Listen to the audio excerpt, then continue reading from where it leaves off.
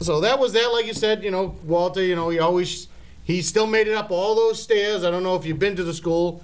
There's a lot of stairs to get to that ring. And he made it at his age each and every week. And he gave you his knowledge and his intuitive sights to whatever moves you were doing. And he'd always correct somebody who was doing something wrong. And that was a good thing about Walter. He wouldn't just sit there like most trainers these days do just to collect a little payday. So, like I said, on that note, hopefully, R.A., you're ready with our first clip of the day for Mr. Kowalski. I like that. Keep it professional. So whenever you're ready, you can interrupt my speech and just cut it up, throw it on, and I will tone down. And we're going to actually talk over the clip because Trey was be kind enough to assist me in this, and I'm actually going to let him take the lead for the most part over it. I did go into the smooth archives. This is old footage, and what's good about this footage, Quest, is that I completely own this footage. This is footage that's never seen before or never cablecast before. I own this footage.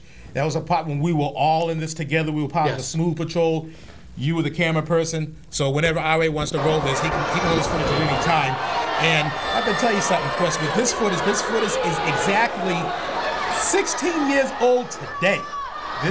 This footage, 8/14/92, I believe, right? Yes, and this is in the Gardner ice skating rink, and that's where we have the late gorgeous Chris Duffy up against the honky tonk man. The late gorgeous Chris Duffy manager is Vito Carlucci, and we see now look at Walter. Gorgeous one is holding on to the ring, so Walter kicks his hand, and 1, 2, 3, gorgeous Chris Duffy on his back looking at the lights. Now, 16 years ago, would that make Walter 65 years old? That would make Walter exactly 60. That's good math. That's good arithmetic. Thank you very much. Subtraction on the fly, Quest. Yes, well, he's 81 years young, and I just dropped it backwards, and even though I went to, Malton High, who cares? And the ring announcer, Mel Simons, who everybody know, and look at, gorgeous Chris Duffy. I have to tell you, Quest, remember at one time he was the best heel on the independent circuit. Oh, absolutely. Best bumps, best heel. Well, hands down. McBeanie still has the best bumps. Hands down. But Honky Tonk taking care of Vito Carlucci and gorgeous Chris Duffy as Walter looks on with a little smile. And that cowardice Mel Simons on outside the ring as he usually is. Wearing his short sleeve shirt. Who wears that nowadays as an announcer? Where's your suit? And here comes the Kowalski card there. Now, that's probably one of the most intimidating and toughest moves to put on anybody. And Walter mastered it. His claw was more dangerous than most people's punches. And that can leave someone in pain for quite a few days. And Mel Simons, like you said, coward, just standing in the corner, not doing a thing. But he did announce it correctly.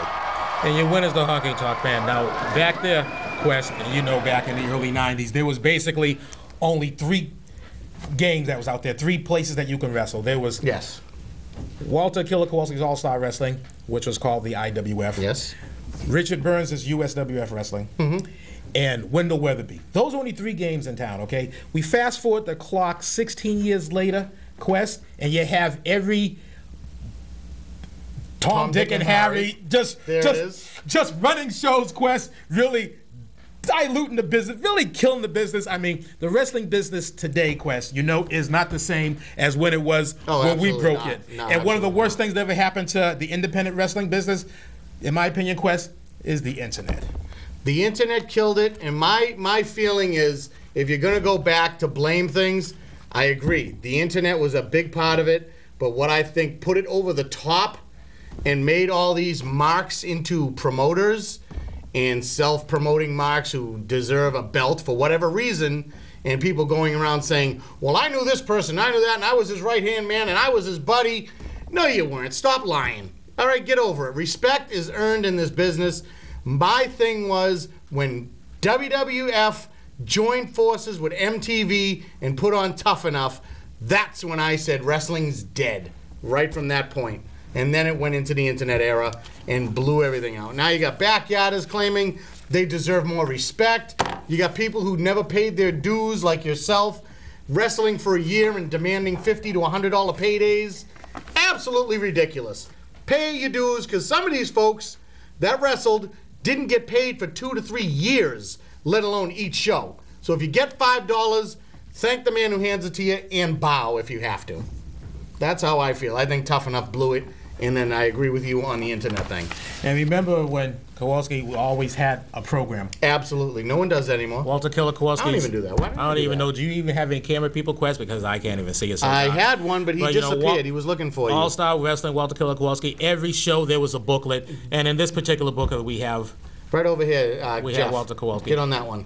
If we can just zoom in a little bit. Thank you very much. There's Walter right there. The most publicized photo of Walter Killer Kowalski out there anywhere on the internet. You can't find, if every time you put in his name, you see that photo. You know, I just want Very to strange. I just want to put up another We're gonna find it. Throw it on another one. program. Because again, we're There's dedicated Bundy. I remember that. King Kong Bundy. And I wanted to find another picture of I Walter. wonder if Bundy knows. I should give him a call. A look at Walter Killer Kowalski. If we can get back on that camera. You Yeah, know, so. he had his own little articles and stuff written about him.